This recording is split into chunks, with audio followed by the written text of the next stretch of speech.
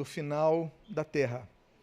Eu quero lembrar aos irmãos que essa série é baseada em um livro que escrevi alguns anos atrás, que é esse Bereshit, a criação do Big Bang e a costela de Adão, que você pode encontrar na livraria da igreja e está à disposição. Quero lembrar também que todas estas mensagens estão sendo gravadas e disponibilizadas no YouTube, e você pode não apenas acessar o YouTube, como também compartilhá-la com as pessoas que você desejar que possam, então, ouvi-la. Abra sua Bíblia no primeiro livro da Tanakh, o primeiro livro da Torá, o primeiro livro do Pentateuco, o primeiro livro das Escrituras Sagradas,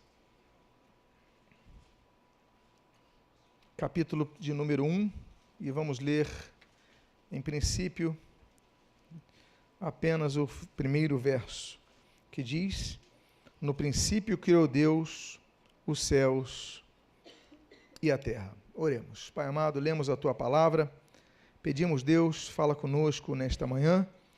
Obrigado por essa série de mensagens, que possas elucidar as nossas dúvidas, e o que nós pedimos, nós fazemos agradecidos em nome de Jesus. Amém e amém. No último domingo, eu tratei a respeito da primeira parte do sexto dia da criação. Esse sexto dia, ele engloba milhões de anos, provavelmente bilhões de anos. As criaturas mais antigas, elas então são fossilizadas, elas chegam à capacidade de nós termos então esse quantificador de anos que ultrapassam os milhões de anos. Nós temos aqui na Galeria de Arqueologia da Igreja, não sei se aí você pode ver, nós temos dois tipos de fósseis, um de trilobitas e um de branquiópodes. E eles margeiam cerca de 400 a 500 milhões de anos atrás, do período Ordovícico. A criação dos dinossauros foi muito posterior. Nós falamos, por exemplo, da questão dos répteis. Que tipo de répteis? Não havia a terminologia réptil. Réptil é um termo novo, um termo moderno. Então, que tipos de seres eram aqueles? E nós vimos, então, no hebraico, que a tradução para réptil é seres que rastejam. Nós trabalhamos um pouco sobre isso. Então, no último domingo, nós tramitamos a respeito de uma série de eventos que vão formar os animais. Eles vão sendo desenvolvidos a partir, inclusive, de elementos da terra. E hoje, nós trataremos da segunda parte do sexto dia da criação, que tratamos a respeito da criação do homem. Aliás, falamos sobre os hominídeos no domingo passado, falamos sobre Neandertal, Cro-Magnon, etc. A questão da semântica, tudo abordamos, então está no Bereshit número 6. E hoje trataremos, então, sobre a criação do homem. Os irmãos estão preparados? Vamos avançar um pouquinho. E depois disso, naturalmente, finalizaremos com o sétimo dia da criação, que é a interpretação do dia do descanso, e perceberemos, então, que tipo de descanso é esse. Então, vamos falar da humanidade. A criação do homem. No texto que fala da criação do homem, nós temos 3 verbos no hebraico que devem ser considerados. Então, você que está com sua Bíblia aberta, você pode manter-se nesse capítulo primeiro, lendo o versículo 26 ao 28, e depois eu pulo para o capítulo de número 2 e leio o versículo número 7. O texto está ali, na tela, com as menções aos termos hebraicos que constam em nossas Bíblias. Assim registra a palavra de Deus. Também disse Deus, façamos, e o verbo aí, naaser, o homem, Adam, o vermelho, a nossa imagem, conforme a nossa semelhança. Tenha ele domínio sobre, e aí fala sobre vários seres que ele vai ter domínio. Continua dizendo o texto, criou Bará, Deus, pois, o homem à sua imagem, a imagem de Deus o criou, homem e mulher os criou. E Deus os abençoou e lhes disse, sede fecundos, multiplicai-vos, enchei a terra e sujeitai-a. E agora nós vamos para o terceiro verbo. Então, formou, vai-ser, o Senhor Deus ao homem do pó da terra, e lhe soprou nas narinas o fôlego de vida, e o homem passou a ser alma vivente. Nós temos 3 verbos que eu apenas coloco aqui por uma questão de curiosidade até, que acompanham o surgimento do homem nesse texto que nós lemos: fazer, criar e formar. Em primeiro lugar, quando nós vemos o verbo fazer, que ali é o asar, ele está no plural, façamos. E isso não tem muito a ver com, aqui no caso da formação do homem, eu quero dizer que quem cria o homem, então, é a Trindade. Ok? Então, mais uma vez, façamos. O rabinato, ele tenta trabalhar, como negam a Trindade, em duas perspectivas. Uma delas é a questão do plural majestático. Nós já falamos sobre isso, como demos o estudo de teontologia, sobre Deus. Depois vamos dar um estudo sobre a Trindade, específico. Mas a questão do plural majestático, façamos, é uma possibilidade forçada, que vai surgir posteriormente, na Idade Média, esse conceito. A outra possibilidade é quando eles argumentam, dizendo o seguinte: não, façamos é Deus juntamente com os anjos que já tinham sido criados, façamos. Mas se você aceitar essa possibilidade, você tem que dizer então que os anjos participaram da formação do homem, o que não é verdade, que só Deus criou essas coisas, até porque depois ele vai usar o verbo barar. Então, mais um atestado de que a Trindade, Deus Pai, Deus Filho, Deus Espírito Santo, estavam atuando de maneira ativa na formação do homem. Pois bem, o segundo verbo aqui mencionado é o criar.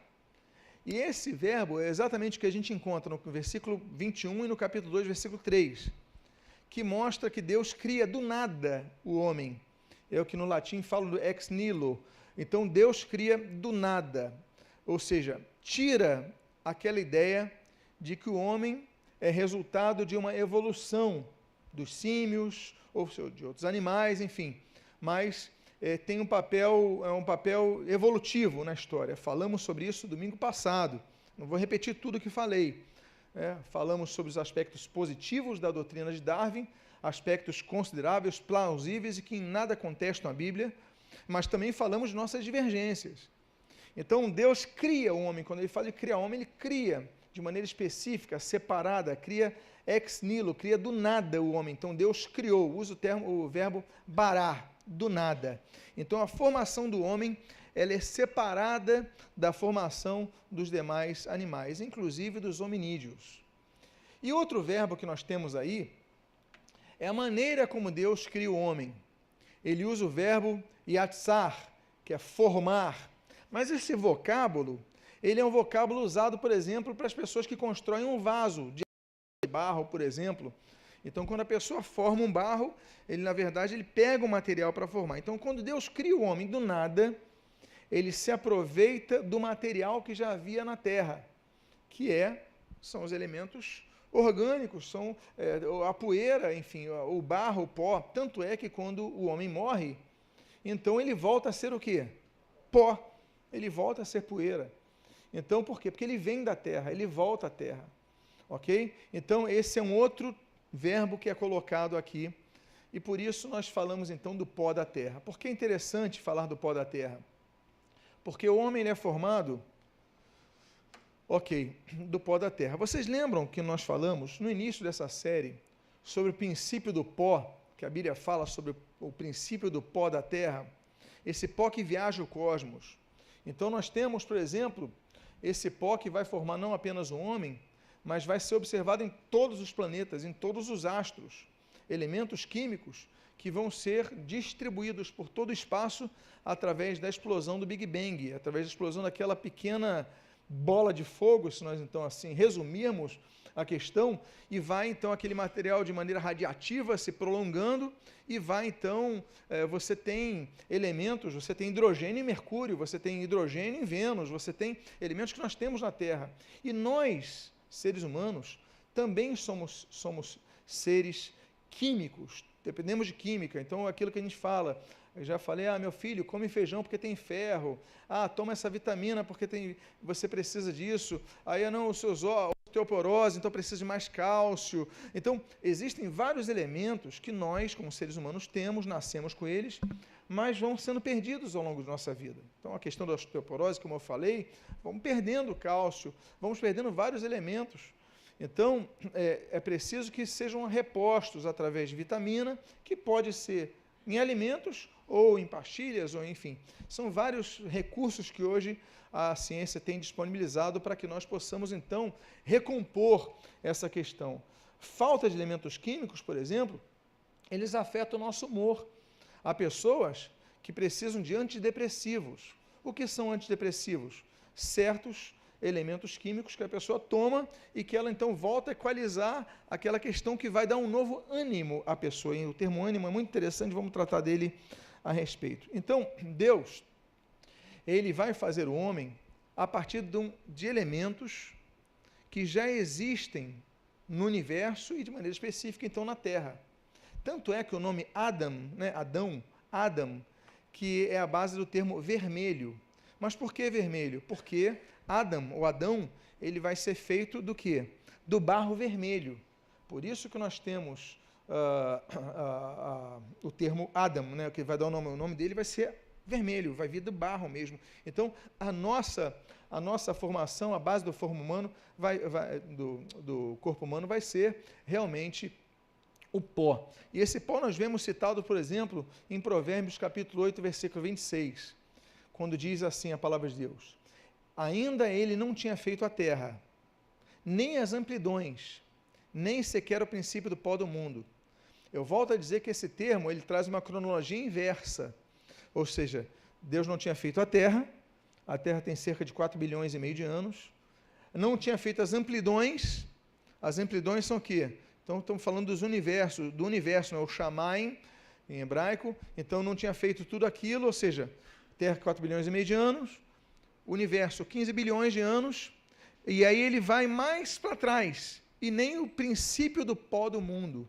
O Big Bang, aquela explosão que começa e tudo surge a partir disso, e o universo vai sendo expandido e continua em estado de expansão hoje. Isso é importante para nós entendermos o final do mundo, o início do mundo, a expansão. Einstein vai falar sobre isso, que o mundo está em expansão. Lemaitre vai explicar isso para Einstein, inclusive, quando vão se encontrar, né, essa expansão do universo, enfim. Mas isso tudo surge de uma explosão inicial, que a Bíblia fala o princípio do pó do mundo. Então, esse pó do mundo, ele vai se expandir por todo o universo, e a Bíblia já falava sobre isso em Provérbios, capítulo de número 28. Pois bem, então, nós, seres humanos, temos o mesmo material, porque eu estou tratando isso daí para você entender a formação da mulher também, o mesmo material da terra. Então, olha só de que nós somos compostos. Eu sei que a tela está pequena, mas cada um de nós tem 68% de mistura de hidrogênio com oxigênio, ou seja, quase 70% de nosso corpo é água. Muito bem, você está de parabéns. 6% nós temos oxigênio puro, não apenas nos pulmões, mas em nossas células, nosso sangue tem oxigênio ali. 18% de carbono, isso é você. Você pode chegar para sua esposa e falar: linda, seu carbono está lindo, os seus 3% de nitrogênio são perfeitos, eu sou apaixonado pelos seus 2% de cálcio. Você pode fazer uma poesia assim, eu só não sei se vai dar certo, mas pelo menos você pode falar a verdade do que a sua esposa, o seu marido é composto, né? Você pode chegar assim: olha, você está 1% mais de fósforo do que você devia ter, porque nós temos 1% do nosso corpo de fósforo, e aí percentuais menores, 0,55% de magnésio e outras percentuais aí de potássio, enxofre, cloro com sódio, ou seja, sal, 0,04% de ferro, é o que nós temos, e o restante do nosso corpo com boro, cobre, cromo, flúor, iodo, magnésio, manganês, níquel, selênio, silício, vanádio e zinco. Ou seja, nós somos isso. O que nos diferencia é o que nós temos habitando nesse corpo. Essa vai ser a diferença. Porque esse corpo, você vê, apesar de ser tão rico em tantos nutrientes, tantos elementos, mas ele um dia se desfaz. E o que vai ficar? O que nós somos verdadeiramente? Nós somos mais do que um corpo, mais do que zinco, mais do que boro, mais do que flúor. Nós somos o quê? Nós somos seres espirituais. Então, aí nós começamos a partir dando continuidade ao que falamos no domingo passado, falar um pouco a respeito da diferença entre os homens e os animais. Mas nós começamos essa conversa dizendo o seguinte: os animais têm alma. Antes que digam que os animais não têm alma, eles têm alma. Temos que ser honestos com o termo hebraico que fala a respeito. Uma peculiaridade dos animais, aliás, animais são seres animados, de ânima, daí o termo animais. Então, nesse sentido, se aqueles seres são animais porque têm ânima, nós também, de certo modo, somos animais, porque somos seres animados. Por isso que existe, então, aquela terminologia dupla de animais irracionais e animais racionais. Ok? Enfim, mas a Bíblia diz, então, que eles têm um sopro, o homem tem um sopro de vida. É algo interessante. Agora, nós temos que ver o que a Bíblia traduz, mostra, como a Bíblia mostra que os animais têm alma. É uma questão de semântica, uma questão de tradução. Eu coloquei o termo aí de Gênesis 1, 20, 21, 24, 26 e 30, vários versículos de Gênesis, que tratam a respeito dos seres que Deus cria. E você vai notar uma palavrinha que no português foi traduzida como seres, mas no hebraico você vai ver o nefesh várias vezes.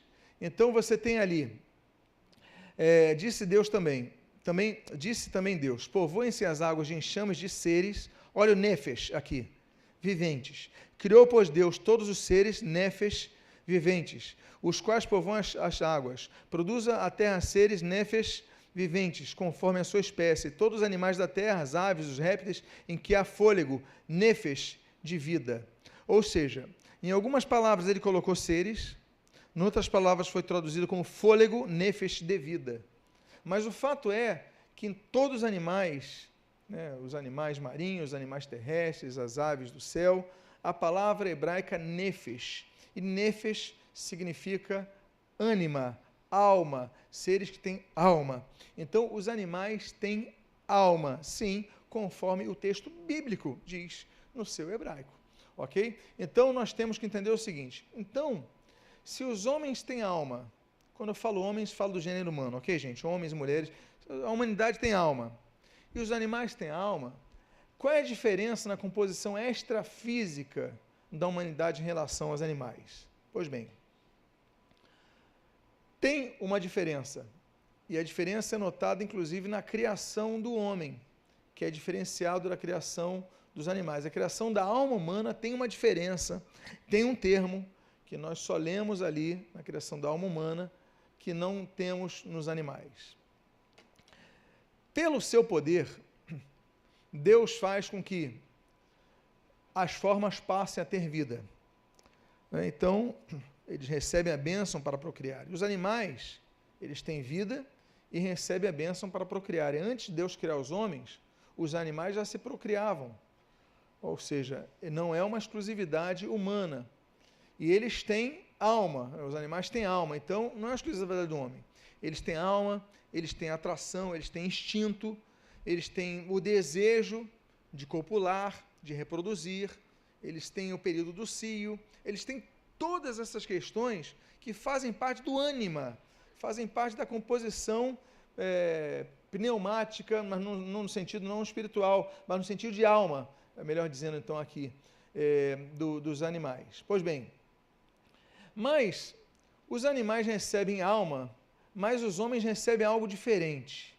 E a Bíblia diz que Deus soprou no homem fôlego de vida.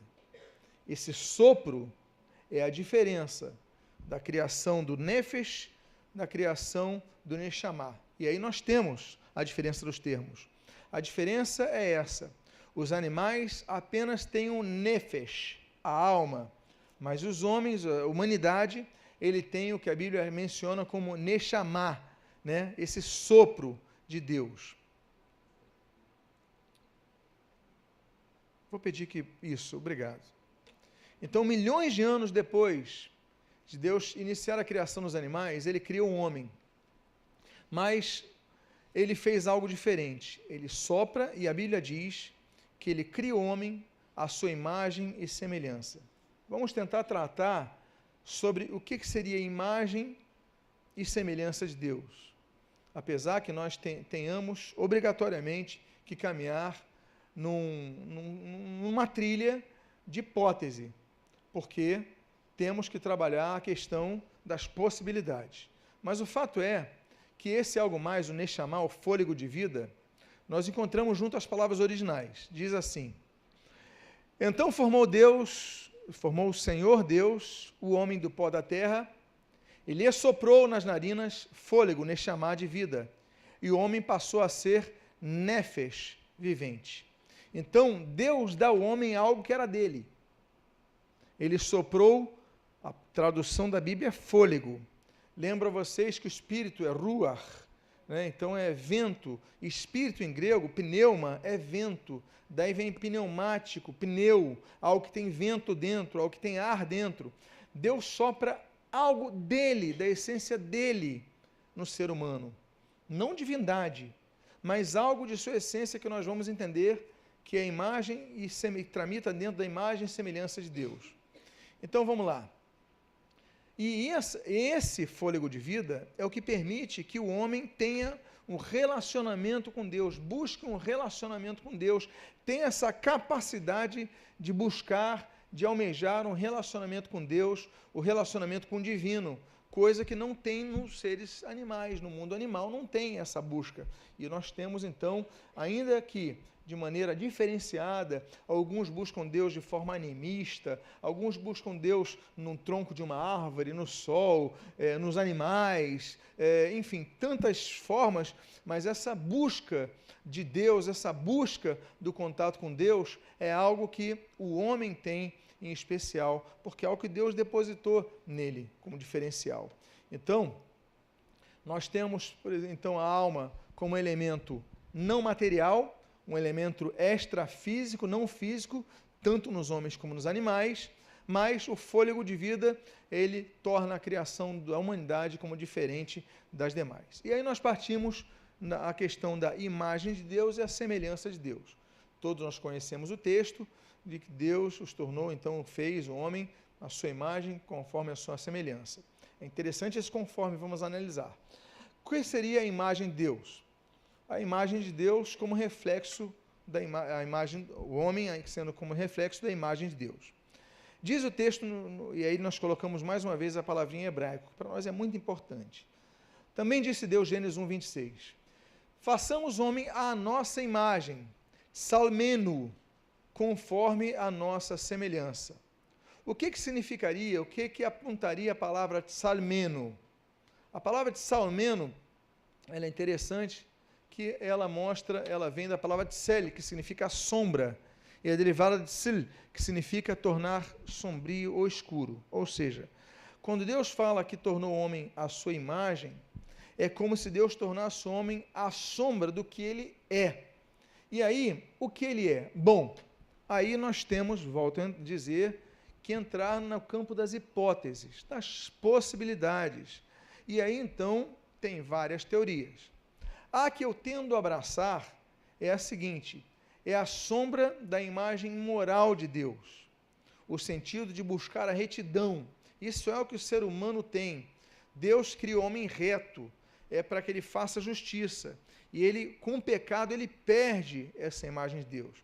Então, volto a dizer, imagem e semelhança, essa sombra de Deus, ele deixa de refletir o que Deus é quando ele perde a sua retidão. Deus criou o homem reto, e o pecado faz isso. Tanto é que no livro de Eclesiastes, no capítulo número 7, no versículo número 29, em sua segunda parte, o texto diz assim, Deus fez o homem o quê? Reto, mas ele se meteu em muitas astúcias. Ou seja, a imagem de Deus, ela é perdida quando entra o pecado.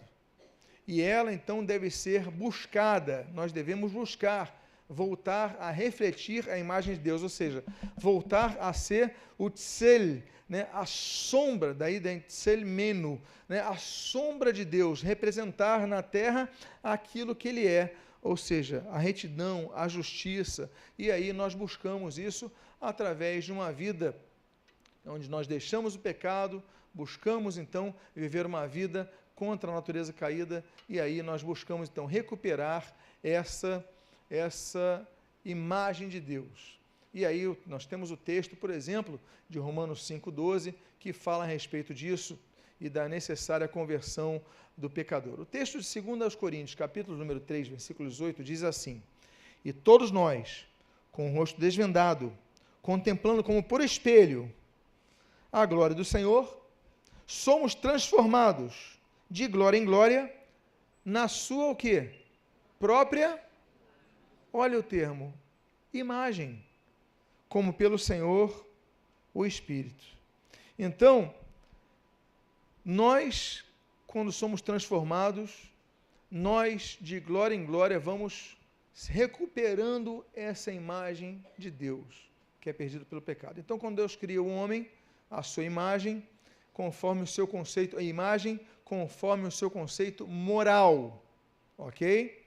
Agora, vamos então partir para a semelhança de Deus. Se então imagem aponta para o conceito moral que nós devemos resgatar, a Bíblia diz no mesmo versículo e usa outra palavra. Versículo 26 de Gênesis 1 diz assim: também disse Deus, façamos o homem à nossa imagem, conforme a nossa semelhança. Kidmu teno seria a palavra semelhança. A palavra que, ela é interessante. Por quê? Porque se você notar o termo, vou voltar aqui, ele diz assim, conforme a nossa semelhança. Esse conforme é uma palavrinha hebraica que tem muitos significados. Que significa conforme, mas também significa como, mas também significa tanto quanto. Ou seja, o que aponta ao formato de Deus. Por quê? Que menos mostra demut. Demut significa modelo, cópia, forma, aparência, feição.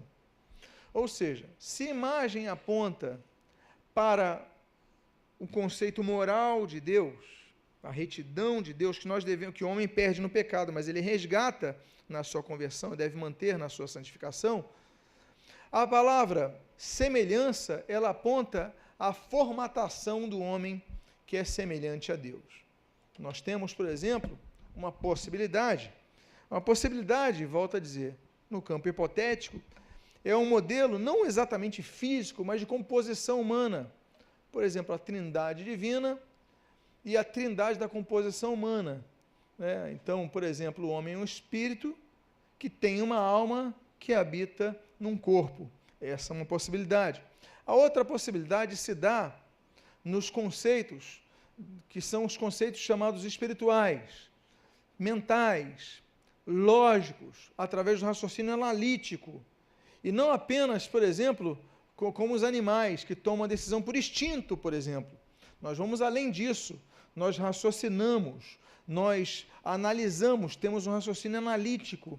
E isso, então, é outra possibilidade que aponta a forma que Deus é. Que Deus não age por instinto. Deus age por razão. Deus planeja. Deus usa inteligência.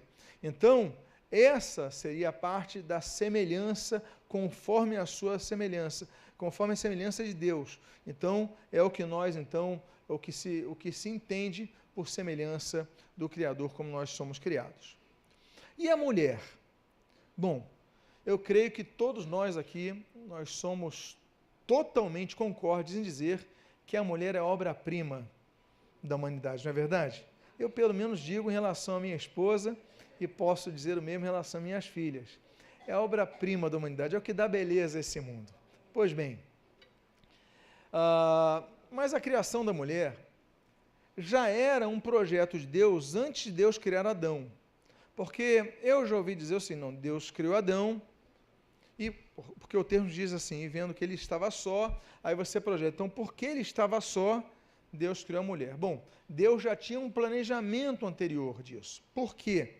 Porque nós vemos na criação, eu vou ler depois, nós vemos na criação dos animais.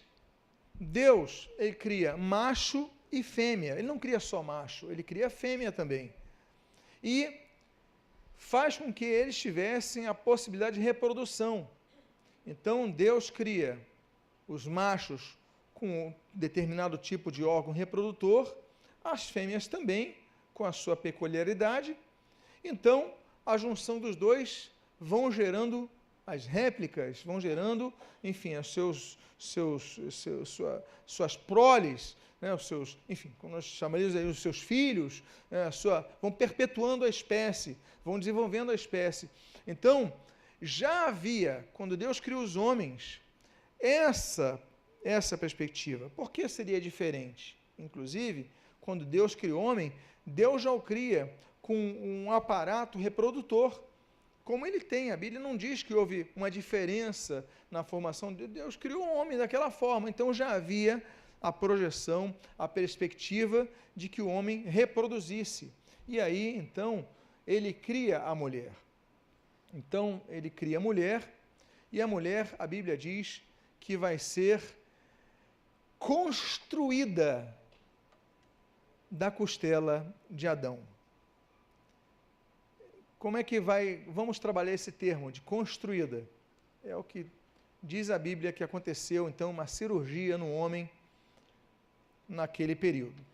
Diz Gênesis 2, 22 o seguinte: e a costela, tselá, que Deus tomara ao homem, transformou-a, e aí ele usa o termo iben, que vem de banar, numa mulher, e lhe a trouxe. Nota bene, os homens têm 12 costelas até hoje. As mulheres têm 12 costelas até hoje. Não houve, então, uma alteração no código genético. Ou seja, a partir de Adão, os homens passaram a ter 11 costelas e as mulheres 12. Não. Mantém-se o padrão genético do DNA, pautando a regra de 12 costelas. Mas naquele caso, ele pega uma costela, e nós vamos ver a ciência comprovando isso. Porque isso é algo muito facilmente comprovado pela ciência. Aliás, uma das coisas mais óbvias da ciência é essa possibilidade. E eu vou dar aqui 3 provas a vocês.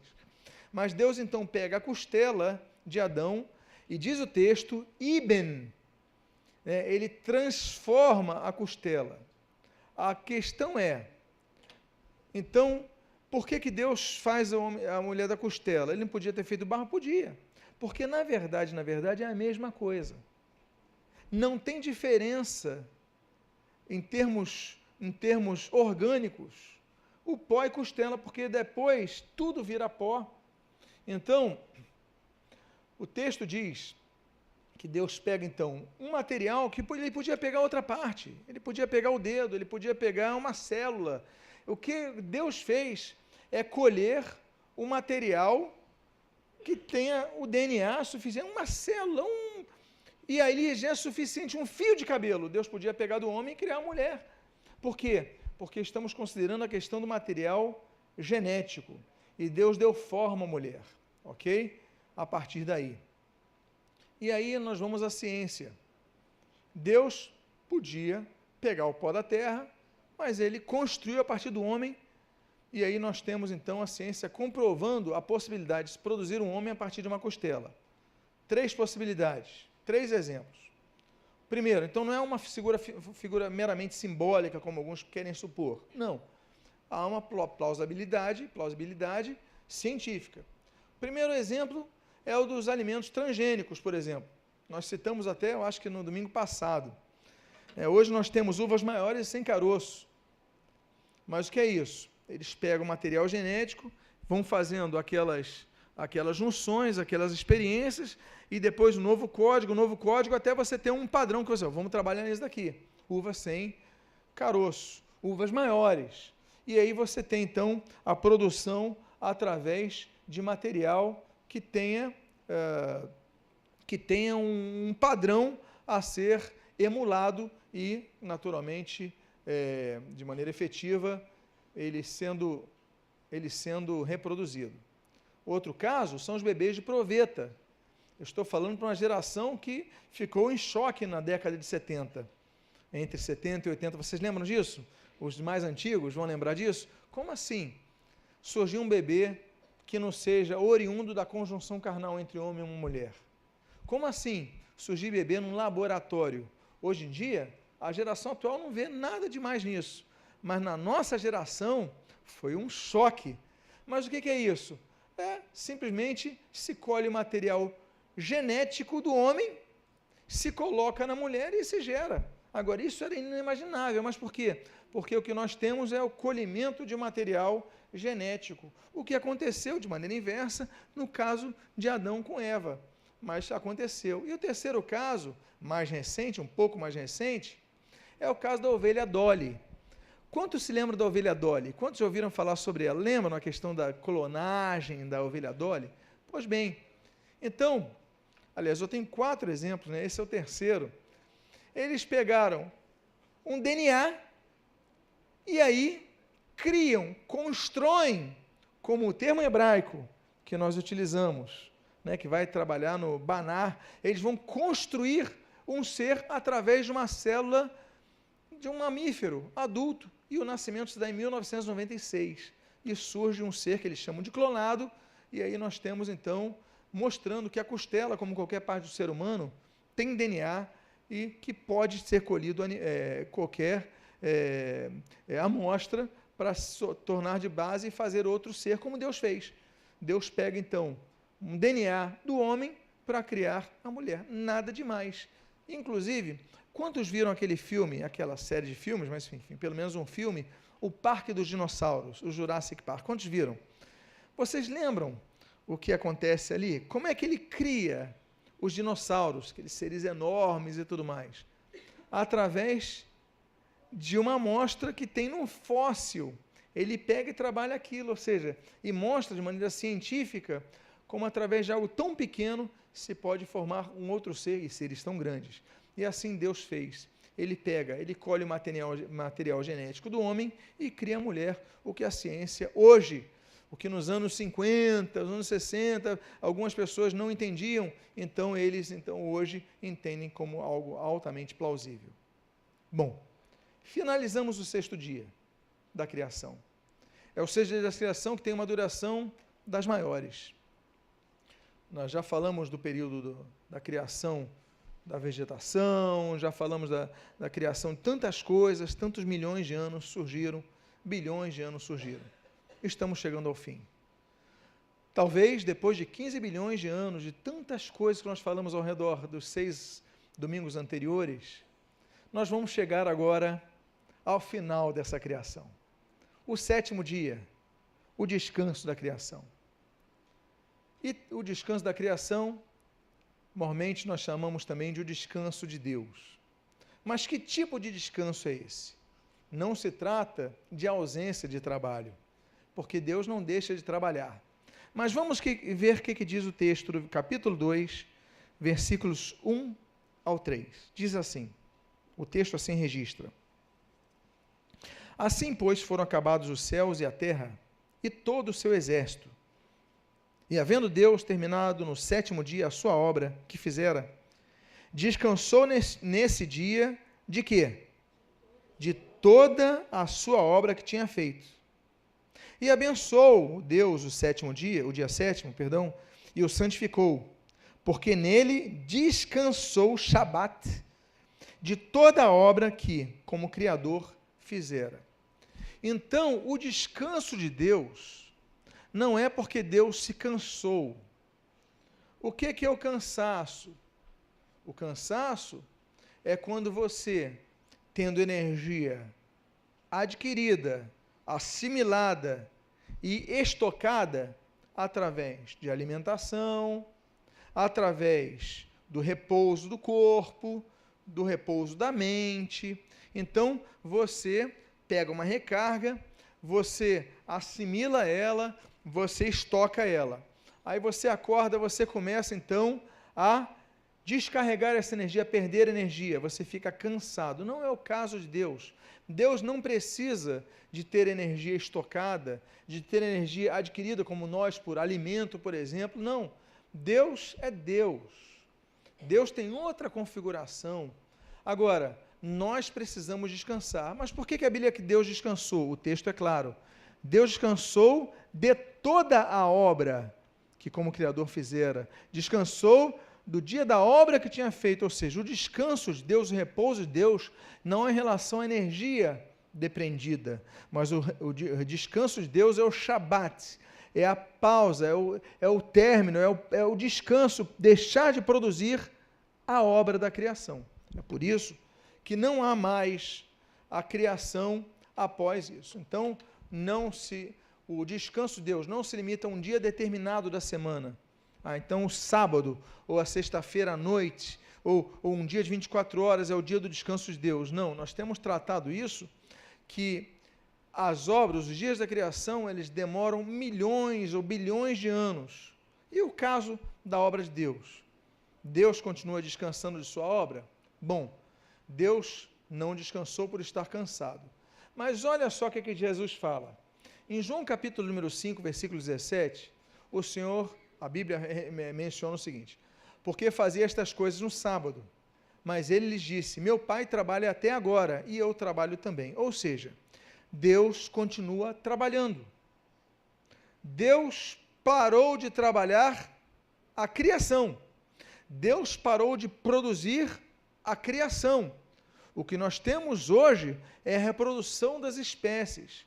O que nós temos hoje é a ação contínua daquilo que Deus permitiu que nós produzíssemos. Mas nós produzimos réplicas, não criamos réplicas. Deus é o Criador, só Ele é o Criador. Nós somos reprodutores, seres replicantes, nós replicamos o que Deus formou. Então, é isso que acontece. Mas Deus parou, então, de trabalhar no sentido de produzir a obra, mas Ele continua trabalhando hoje, naturalmente. Ao contrário do que Nietzsche preconizava, por exemplo, ao dizer que Deus está morto, Deus esqueceu a sua criação, largou ele de lado. Não, não é isso. Deus continua trabalhando. Agora, Ele conclui a obra, Ele terminou a obra. Então, não há novas produções de Deus em relação à obra criada. As espécies, Deus criou muitas. Muitas das espécies nós nunca vimos. Muitas das espécies foram extintas antes do homem surgir, como a trilobita que nós temos ali. Né? Milhões de anos antes do ser humano ser feito, as trilobitas já existiam, antes até mesmo dos dinossauros. Então, muitos seres vieram, Deus criou, foi criando, já foram extintos e agora acabaram. As novas espécies acabaram, foram extintas. O que nós temos é a manutenção de algumas e a replicação de outras. Aí você pega, então, você pode replicar, volto a dizer, através de um fóssil, você pode replicar algo que Deus já criou há milhões de anos. Volta ao exemplo do Parque dos Dinossauros. Ainda que foi uma poesia, foi uma ficção, mas é possível que alguém pode recriar um ser que já foi extinto. É possível que sim, claro, mas isso não significa que Deus está criando algo novo. Agora, a questão do descanso de Deus é que ela não perdurou 24 horas. O Shabat de Deus, o descanso de Deus é contínuo e continua nos dias de hoje. É interessante, eu quis colocar aqui, por causa do respeito ao Shabat, do dia do Shabat, do descanso de 24 horas, que nós primamos, os judeus primam mais ainda. Eu uso um filósofo judeu, que é um filósofo mais bem conceituado no judaísmo, Moshe ben Maimonides, século XII.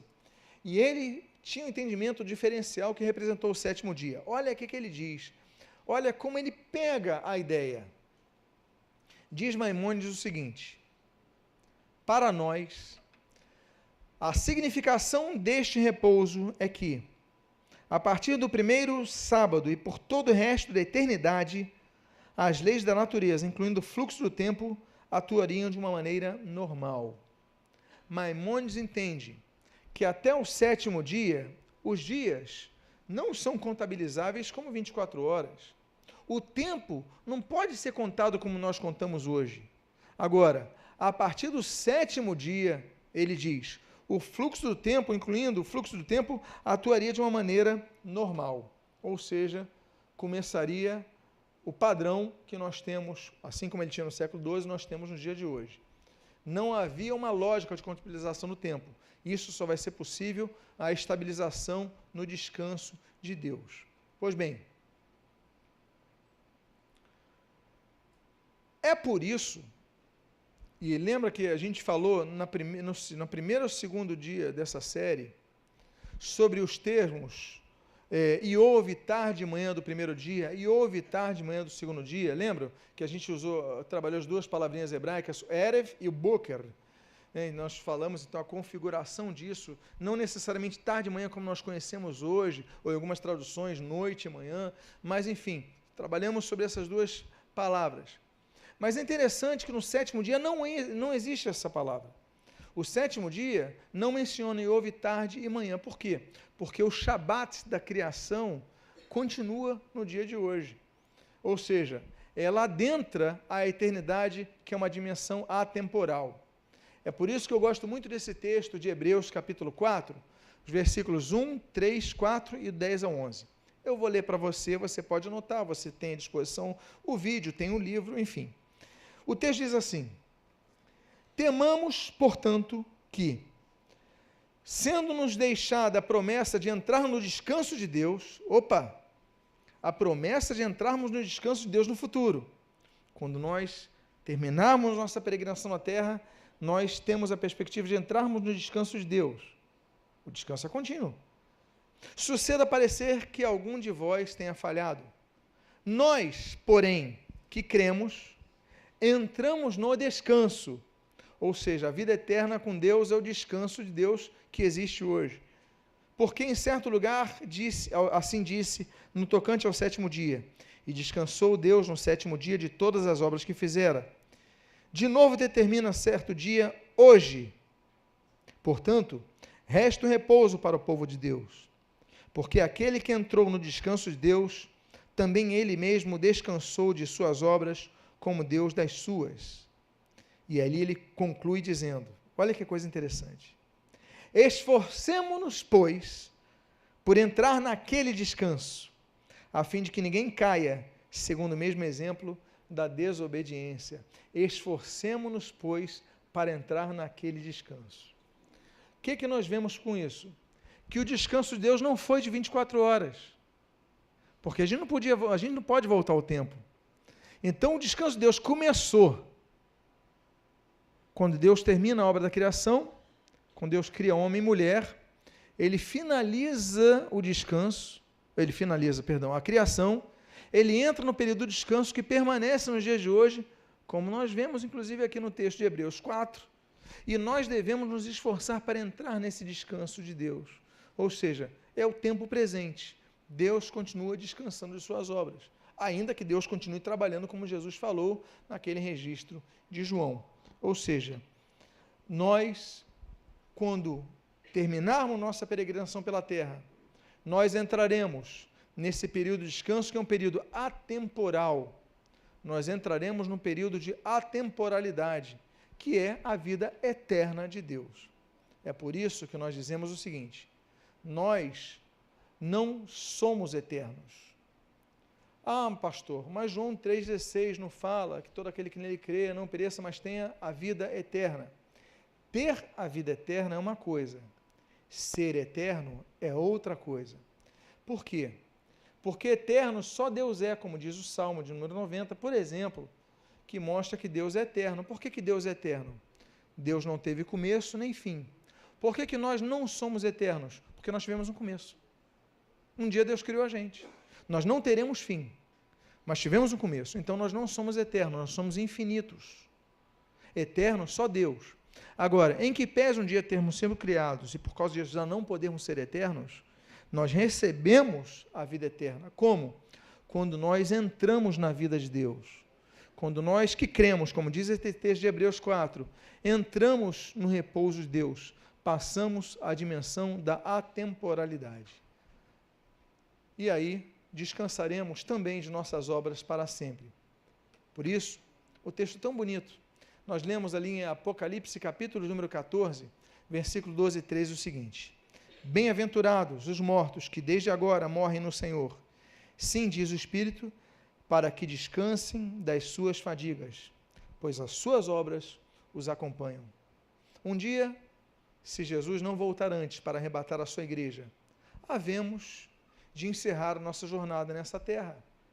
O nosso vigor físico, um dia, ele vai chegar ao seu ápice e não vai conseguir mais se perpetuar em relação à sua jornada biológica nessa terra. Nosso espírito voltará a Deus. Mas ali nos é prometido que havemos de descansar de nossas obras, de nossa fadiga na terra, porque é cansativo isso daqui. Cansa viver, não cansa? Mas um dia vamos viver para sempre, descansando de tudo isso. A conclusão dessa série é o Big Crunch. É uma teoria. Vocês lembram que nós começamos a falar da teoria do Big Bang? Que é um termo que foi colocado, foi criado até jocosamente, para questionar os físicos e os astrônomos.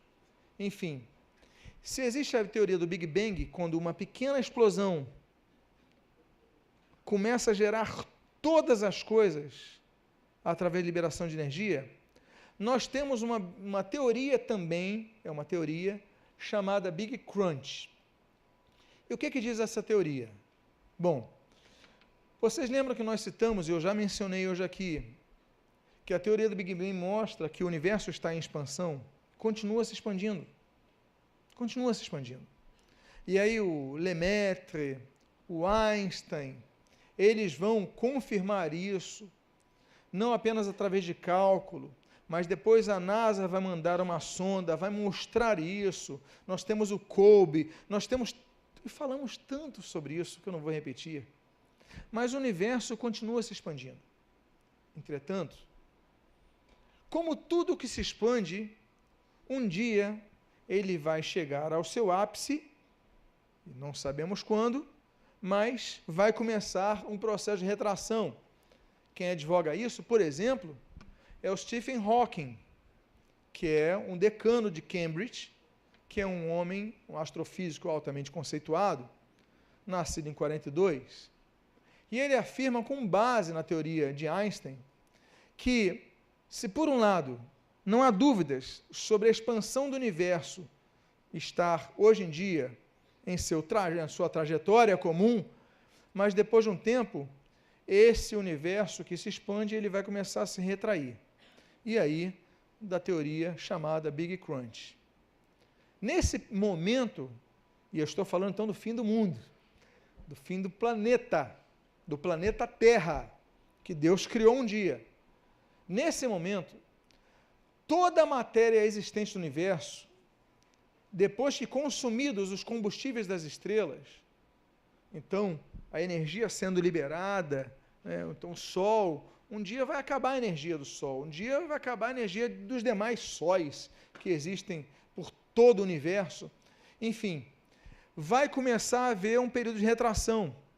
E essa, apesar, o Sol vai esfriar, não sei, mas vai haver uma reconjunção de matéria com uma massa gravitacional, vai ser tão intensa que vai começar a ser incandescente. Lembra que então a Terra mesmo era uma bola de fogo, ela vai se esfriando, vai permitindo, então, no início é tudo água, aquela água incandescente, borbulhante, a gente não vê o Sol, só vai ver o Sol no quarto dia e tal, aí vai haver uma opacidade, depois uma translucidade, depois está uma transparência, você já consegue ver o Sol, consegue ver a Lua, consegue ver as estrelas, tudo isso num processo de milhões de anos.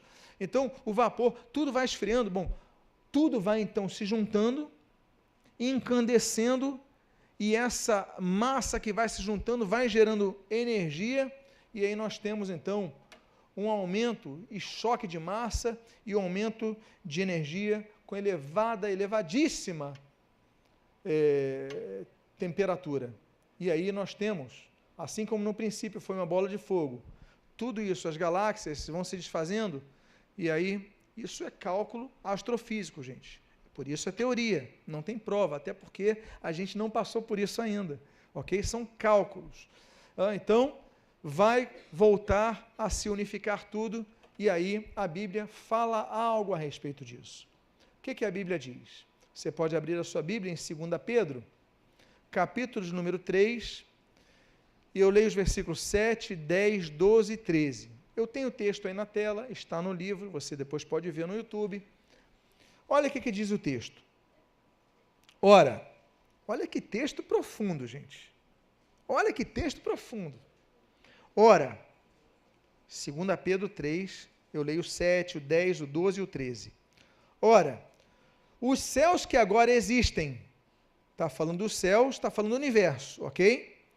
E a terra, pela mesma palavra, têm sido entesouradas para o fogo.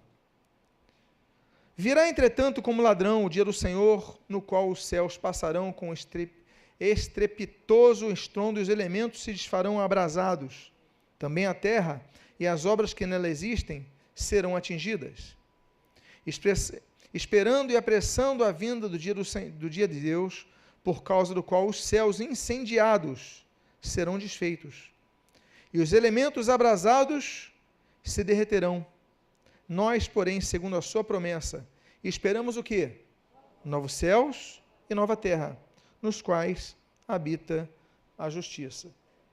A Bíblia já fala que vai haver um cataclisma no futuro, que a terra vai ser abrasada, não só a terra, mas o universo. Ou seja, confirmando, por exemplo, que Stephen Hawking e outros físicos e astrofísicos entendem de que vai haver um abrasamento, vai haver um grande, enfim, tudo, a energia vai voltar a se concentrar e a massa, então, vai começar a arder.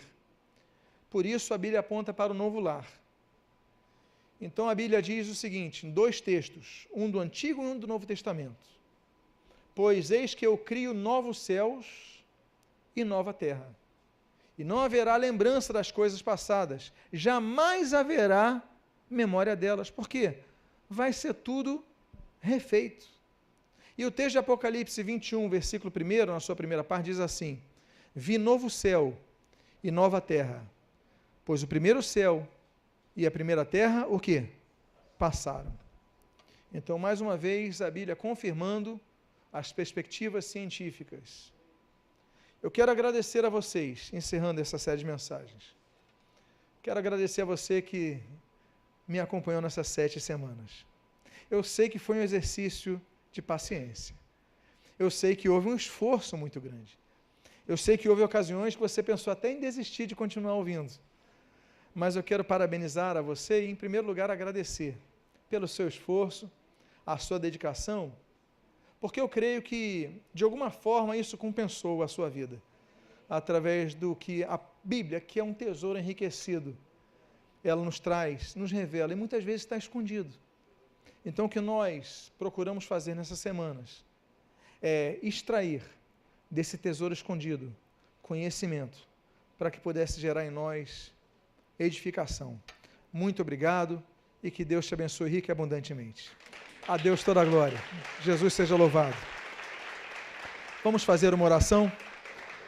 Pai amado, nós te louvamos, nós te agradecemos, nós te bendizemos por toda a tua palavra, que tantos recursos de conhecimento nos dispõe e que aqui nós procuramos nessas 7 semanas obter, usufruir para a nossa edificação. Muito obrigado, abençoa nossas vidas, que nós possamos continuar crescendo no conhecimento da tua palavra